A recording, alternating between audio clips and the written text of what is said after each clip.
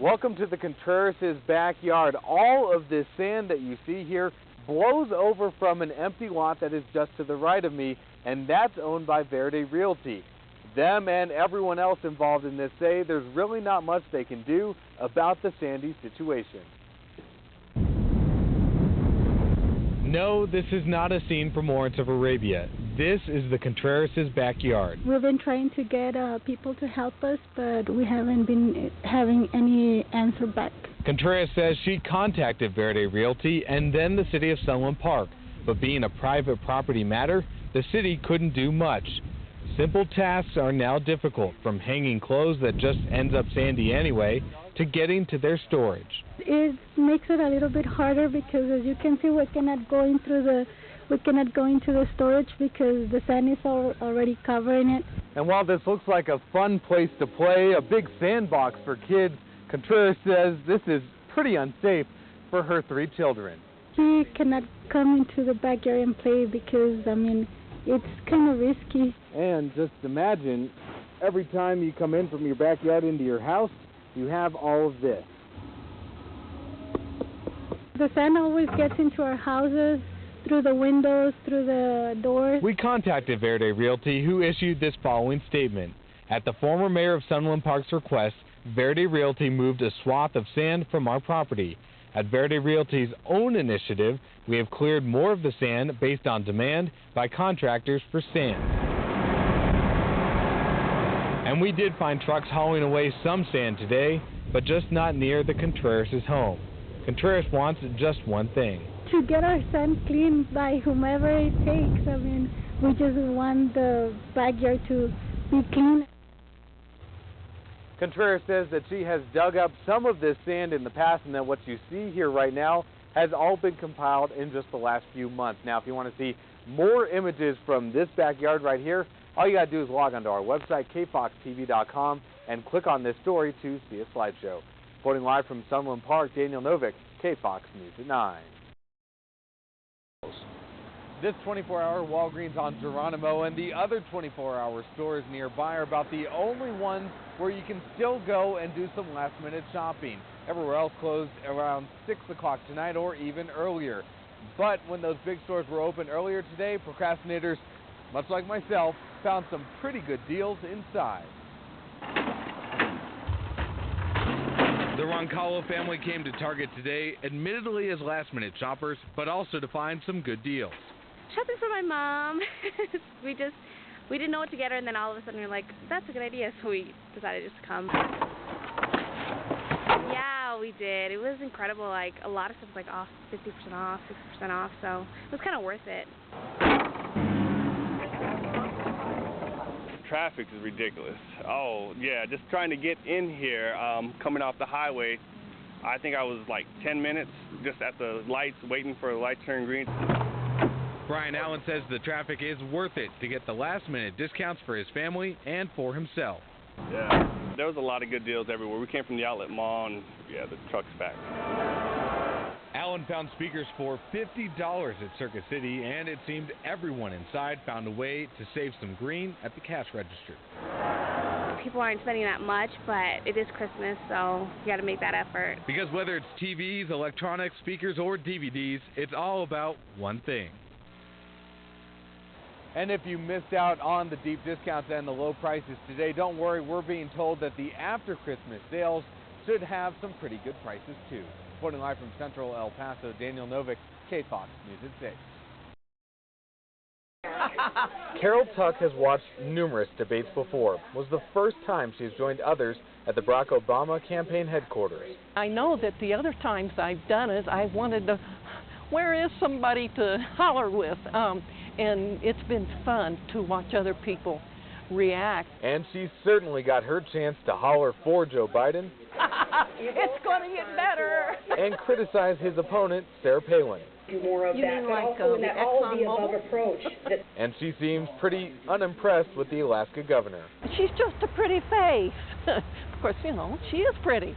But that doesn't make her ready for prime time. Most of the Obama party watched with deep interest in hanging on every word.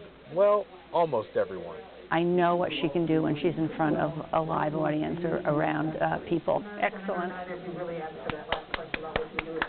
That's Seal Levantino across town at the John McCain campaign headquarters. Barack Obama was taking more money from Fannie Mae and Freddie Mac than anybody except Chris Dodd. Much like Carol, Seal didn't like what her opponent had to say. You go, girl! But loved to hear from her candidate, Sarah Palin. I think she's being herself, and I think that's important. She's very likable. You know, she is smart. She's articulate. She's experienced. Daniel Novick, the KFOX Morning News. So here's how it all works. You have mortgages from homes and businesses. What happens is these companies pool all of these mortgages together in what's called mortgage-backed securities. Well, what the government's going to do is take their $700 billion and pay for the mortgage-backed securities. The fire broke out around midnight on Friday while the entire family was asleep, and they say there was nothing they could do to stop the blaze.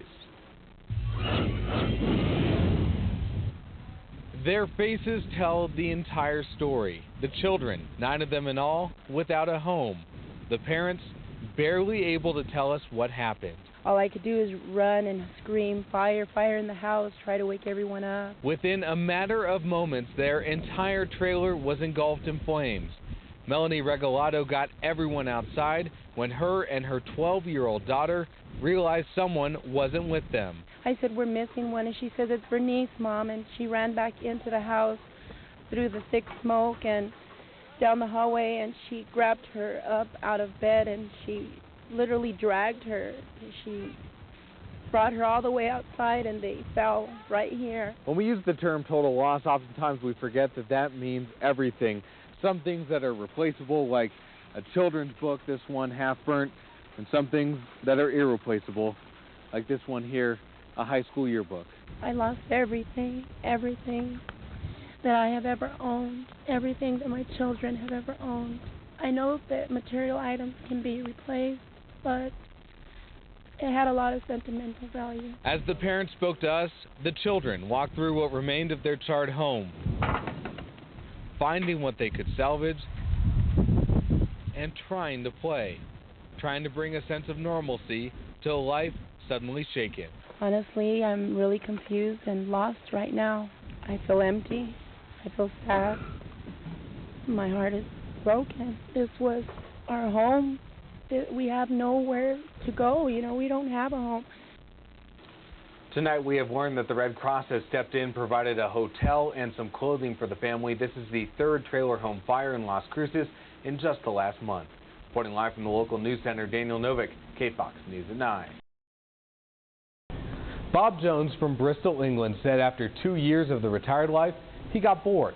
That's when he decided to hop on a horse and ride from North Dakota all the way down here to the West Texas town of El Paso. My friends, my family have been very positive about it. I don't think anybody has said I'm a fool for doing it. Bob Jones left his home in England 4 months ago, bought 2 horses, Tiger and Cody, and started riding south from the Canadian border. And I was listening to a song by Marty Robbins called El Paso City. And it's about a cowboy that rides to El Paso, and I thought, that's what I'm going to do. I'm going to ride to El Paso.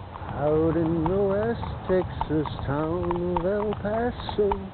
Bob has sung that song for the last 2,000 miles, traveling at about 2 miles per hour. Hundreds of people along the way have stopped him. Not every day you see a man on a horse, and he has slept where he can, relying on the hospitality of others. I just would never have believed what I've received before I left England. It's just been wonderful. Good boy. Come on, man. Bob spent 10 to 12 hours a day, nearly every day, riding. And get this, he didn't even know how to ride a horse before this adventure. An adventure that is about to come to an end. As soon as I get into the city limits, this ride is over. Whether I do another one, I just don't know. Early this afternoon, Jones entered the city limits of El Paso to a small crowd of friends and family. Oh, I feel elated, absolutely elated. He made it to the West Texas town of El Paso. Out in the West Texas town of El Paso, I fell in love with a Mexican girl. Bob says he doesn't know what he will do next. He thinks he might write a book or write again through other parts of the U.S. or Europe. As for Cody and Tiger, Bob wanted to bring them back to England, but it cost too much. Now he's looking for a good home for the two. Reporting live from the studio, Daniel Novick, KFOX News at 6.